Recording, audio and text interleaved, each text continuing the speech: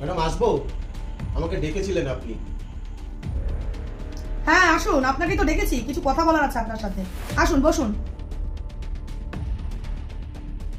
Cheating cheating cheating करता है तू। এই যে ঘন্টু, তুমি একটু বাইরে যাও, তোমার বাবার সাথে আমার একটু কথা আছে। नहीं नहीं नहीं नहीं सारुण के यहाँ कुछ तो गड़बड़ है। ये फंस गया सीएम। বলুন ম্যাডাম, কি বলবেন?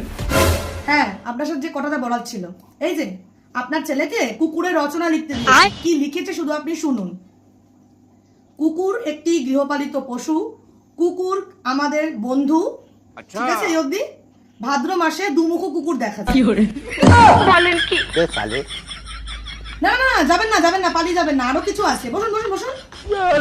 आई एम तो अबाक। তারপর আমি আপনার ছেলেকে একটা গরু রচনা লিখতে দিয়েছি।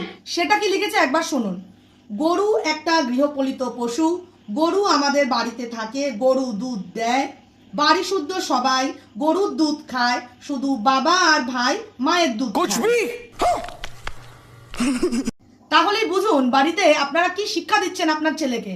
ঠিক আছে, এই সমস্ত জিনিস এসে লিখে যাচ্ছে। যদি মানুষের রচনা লিখতে দিতাম কি না কি লিখে দিত। अरे मुझे चक्कर आने लग गया।